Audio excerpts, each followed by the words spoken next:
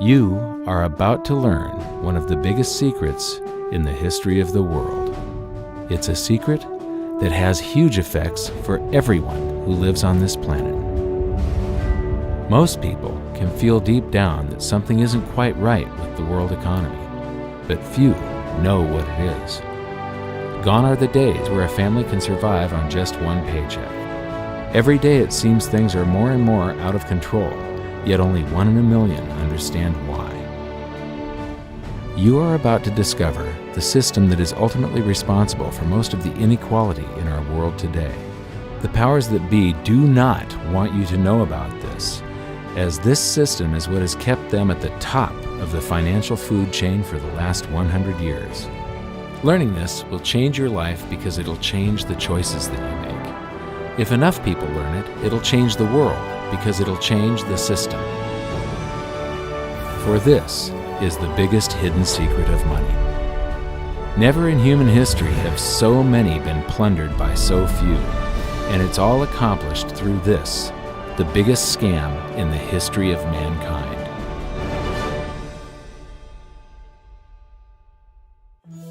They say that money doesn't grow on trees, but the truth is that the modern banking system creates currency far faster than trees can grow.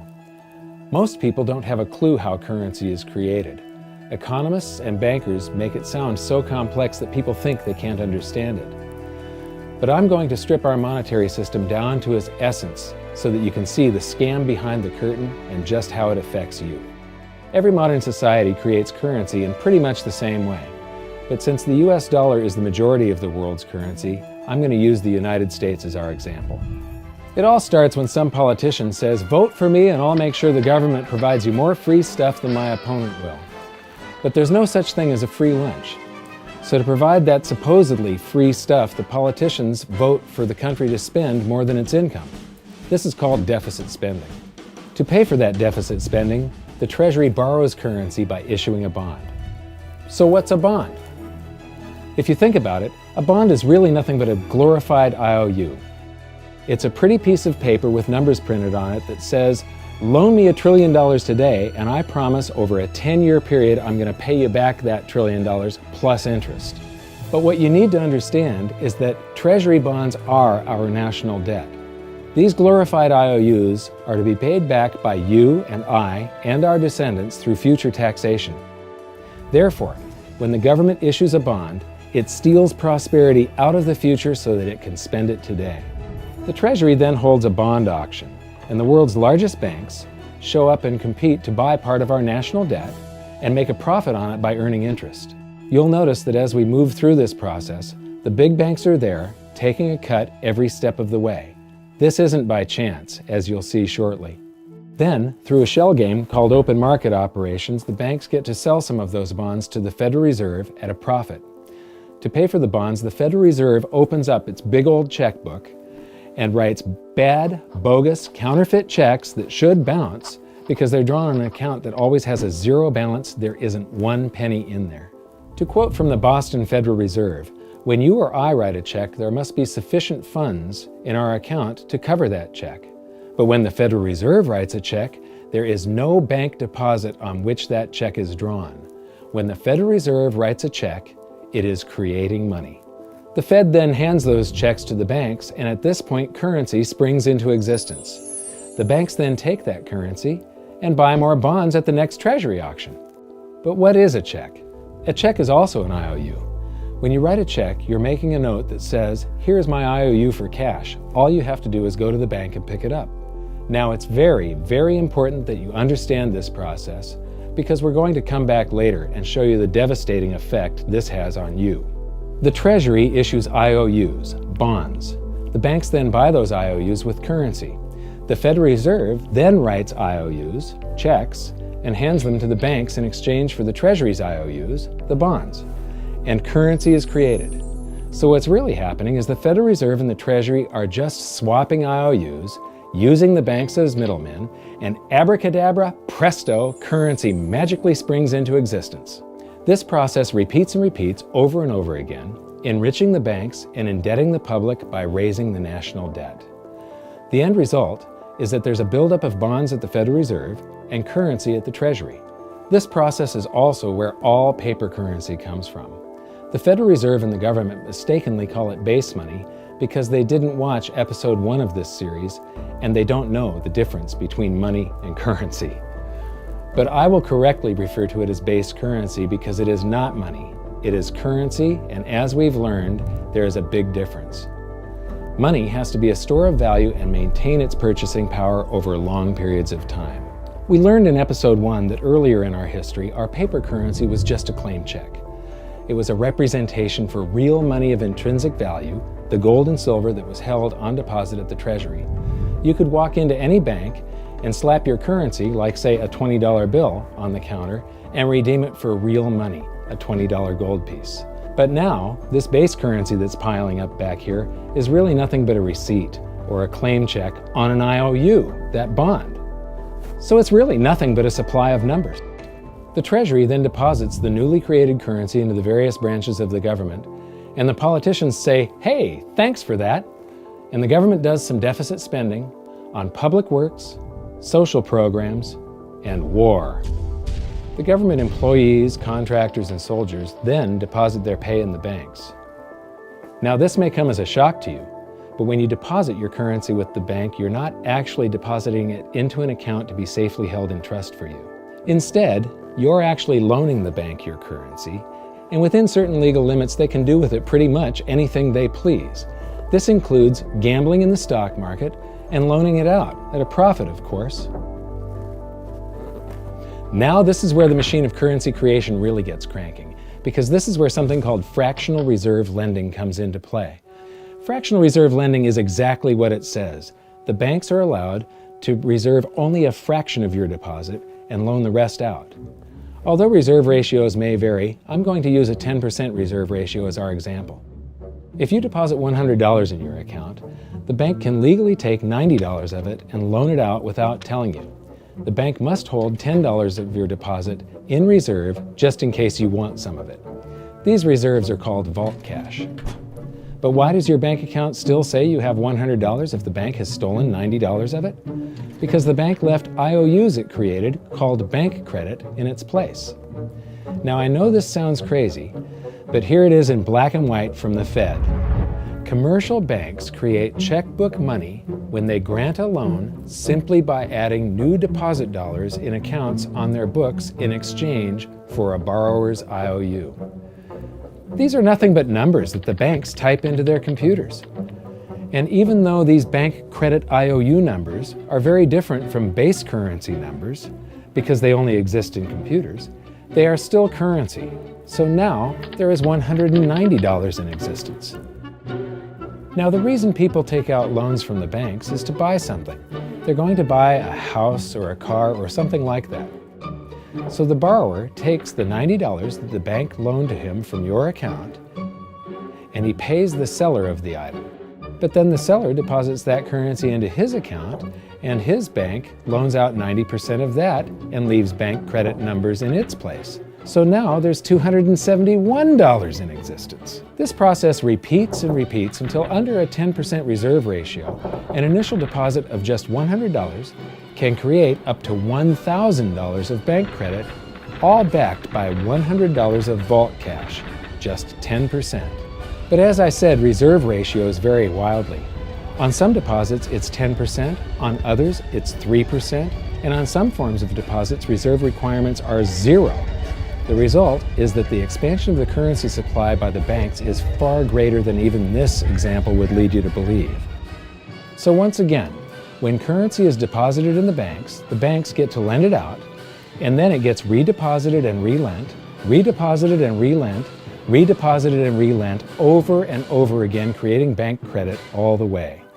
This is where the vast majority of our currency supply comes from.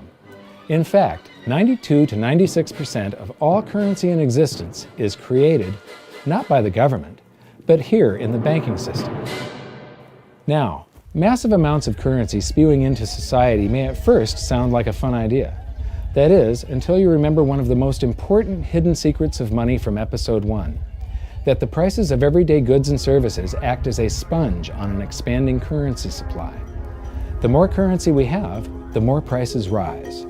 This is where inflation comes from. The true definition of inflation is an expansion of the currency supply. Rising prices are merely the symptom. So our entire currency supply is nothing but a couple of bucks whipped up in this hocus-pocus scam where the Treasury and the Federal Reserve swap glorified IOUs, and a bunch of numbers that the banks just type into their computers. That's it. That's our entire currency supply. It's nothing but a supply of numbers. Some of them printed, most of them typed, and there is nothing else. But if you thought that was crazy, get ready to enter the twilight zone of modern economics. We work for some of that currency supply. True wealth is your time, but we trade away moments of our lives, hour by hour, day by day, and year by year, for numbers that somebody printed on pieces of paper or just typed into a computer. Now those numbers represent our blood, sweat, tears, labor, ideas, and talent. We are what gives the currency its value. But here comes the really cruel joke. We work hard so that we can save some of that currency, so that we can pay the tax collector. In the United States, it's known as the IRS. They then turn it over to the Treasury so that the Treasury can pay the principal plus interest on that bond that the Federal Reserve bought with a check drawn on an account that has nothing in it. Now let's do a recap on this section, because this is where the system begins to rob you and I on a massive scale. Much of our taxes are not used for schools, roads, and public services, but to pay interest on bonds that the Federal Reserve bought with a check drawn on an account that has nothing in it. The Federal Reserve is committing fraud. But here's one of the biggest secrets of them all. Before the establishment of the Federal Reserve, there was no need for personal income tax. The Federal Reserve was created in 1913, and that very same year, the Constitution was amended to allow income tax. Do you really think this was just a coincidence? Ask yourself how much income tax you've paid over your lifetime. Much of it has been silently siphoned away into the hands of those who own the system. Yes, this system has owners. Who they are is an even bigger secret that we'll get to shortly. But first, we need to understand the mumbo-jumbo of the so-called debt ceiling. It's all based on a huge paradox. There was interest due on that bond, and there was interest due on every one of those loans that the banks made. That means that there is interest due on every dollar in existence. Let me ask you something. If you borrow the very first dollar into existence, and that's the only dollar that exists on the planet, but you promise to pay it back plus another dollar's worth of interest, where do you get the second dollar to pay the interest? The answer is that you have to borrow that one into existence and promise to pay it back with interest as well. So now there are $2 in existence, but you owe $4, and so on and so on. The result is there's never enough currency to pay the debt. There is always more debt in the system than there is currency in existence to pay the debt. Therefore, the whole system is impossible. It is finite. It will come to an end one day. What would happen if the government stopped borrowing to do deficit spending? Are the payments on those Treasury bonds going to stop? What would happen if the public stopped borrowing and going deeper into debt? Are your house and car payments going to stop? No. There is a payment due every month on the principal plus the interest on every dollar in existence, and those payments do not stop. If we stop borrowing, then no new currency is created to replace the currency that we used to make those payments. Whether you're making a payment on a loan or paying tax to make a payment on a bond, the portion of the payment that goes to pay off the principal extinguishes that portion of the debt. But the debt also extinguishes the currency. Currency and debt are like matter and antimatter. When they meet, they annihilate each other. If we just pay off the principal only on all the loans and bonds that exist, the entire currency supply just vanishes. So if we don't go deeper into debt every year, look what happens.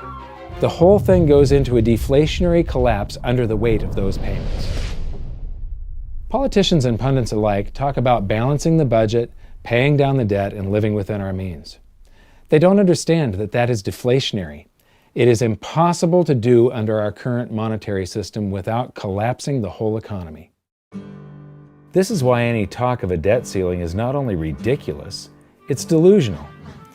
The system is designed to require ever-increasing levels of debt just to continue. And that's why politicians will always kick the can down the road and raise this so-called debt ceiling over and over again until the whole system finally collapses under its own weight. In other words, they don't want it to collapse on their watch. The Founding Fathers of the United States knew the dangers of central banking and fought to free themselves from this very thing. The Revolutionary War started out as a tax revolt, but now we must pay tax just to have a monetary system.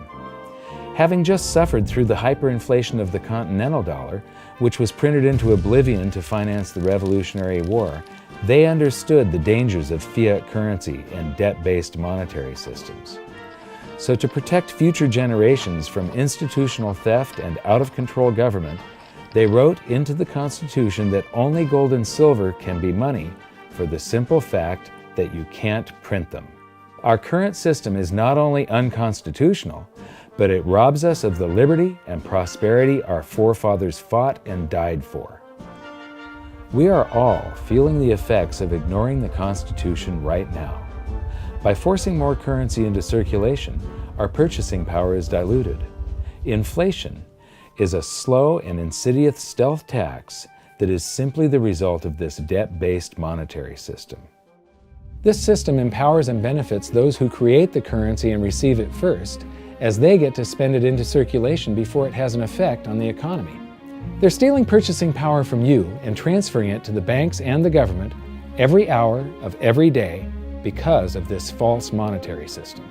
And it's not like the people at the top don't know this. To quote the Federal Reserve, the decrease in purchasing power incurred by the holders of money due to inflation imparts gains to the issuers of money. This is a fraud. It is a pyramid scheme, it is a Ponzi scheme, it's a scam, and it's a lie. Our entire monetary system is nothing but a form of legalized theft. But here's the biggest con job of them all. The Federal Reserve is not federal, it has stockholders.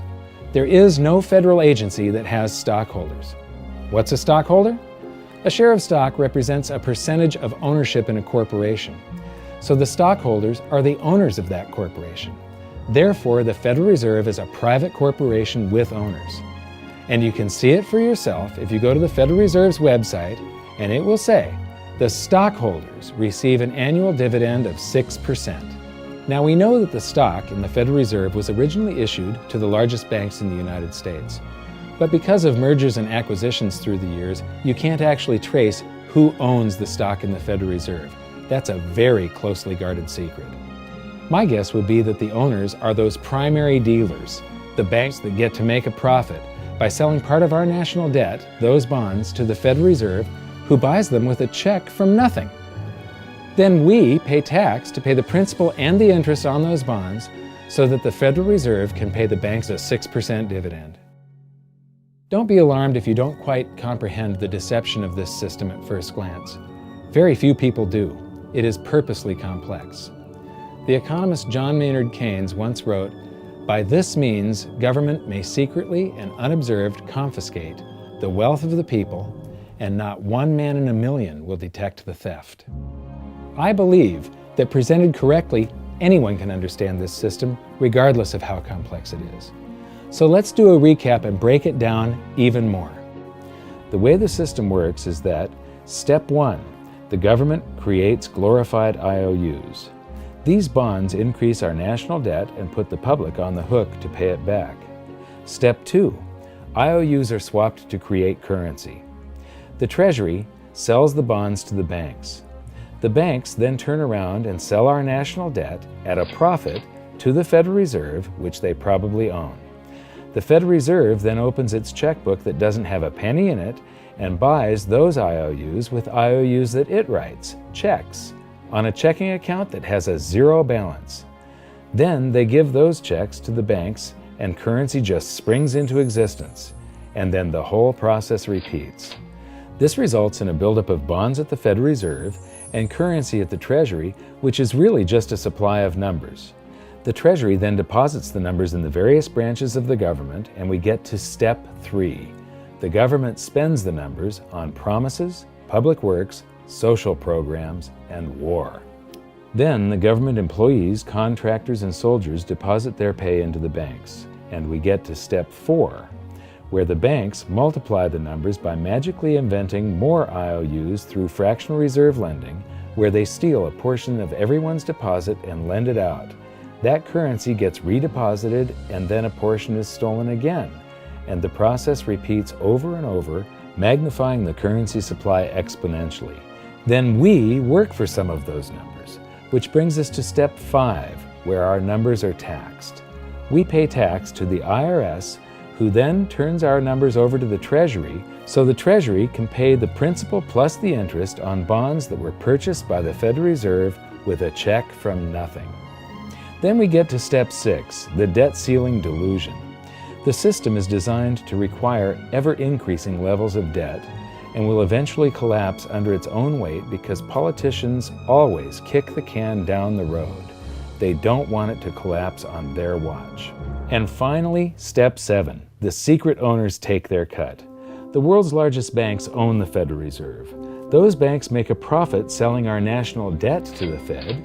They make a profit when the Fed pays them interest on the reserves held at the Fed, and the Fed pays them a 6% dividend on their ownership of the Fed. This system is fundamentally evil.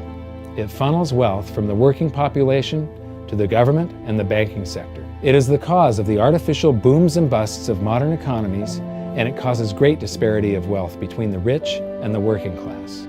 And it is only possible because we no longer use real money, we use currency. But worst of all, it is a form of enslavement. Bond is the root word of bondage.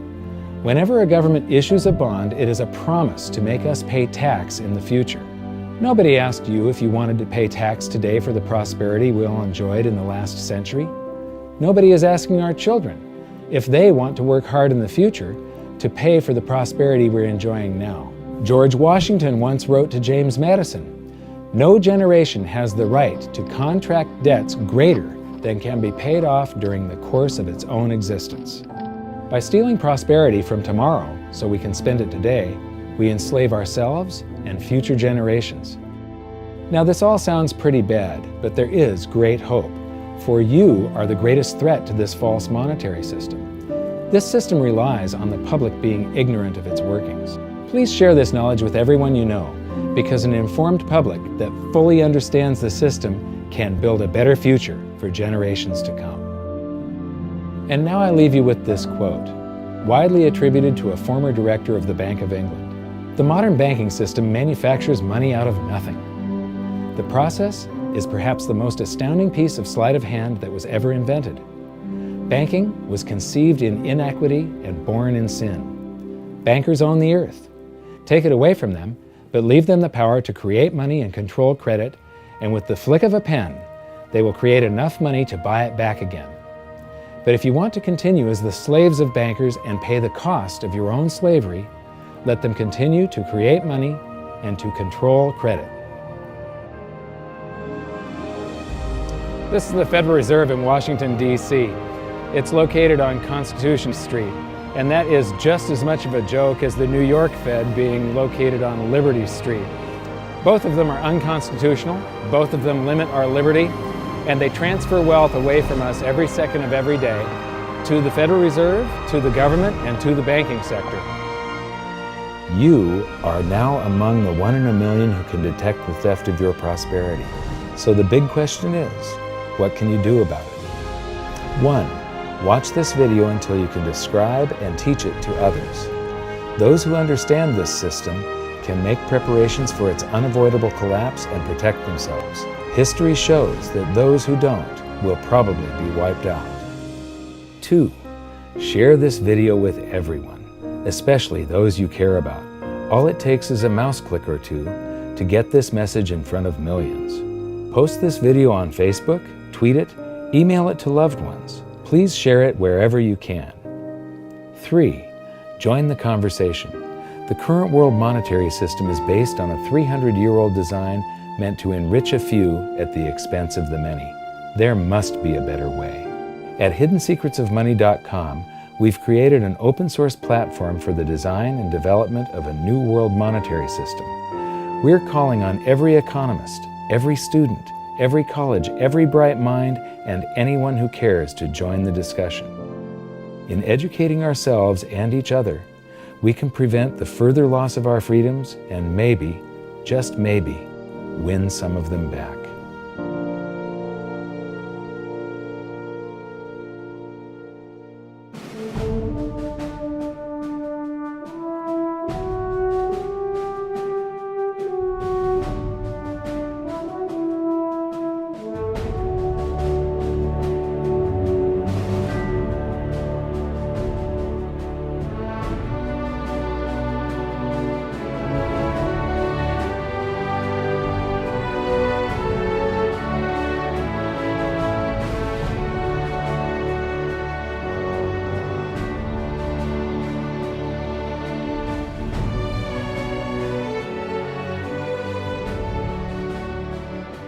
I think your episode 4 is very beneficial, very helpful. It's going to introduce these ideas to a lot of people, and like I've just been talking about, we have to change people's mind, and the more they understand it, the better.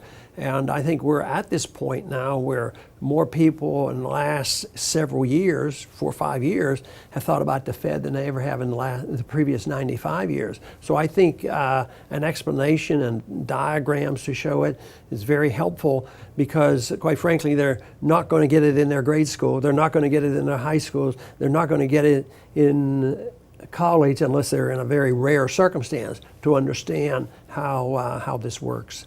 You know, for years before I got involved in really studying gold and some of the things I write and talk about today, I was a monetary economist for decades. You know, in your video, you talk about the primary dealers.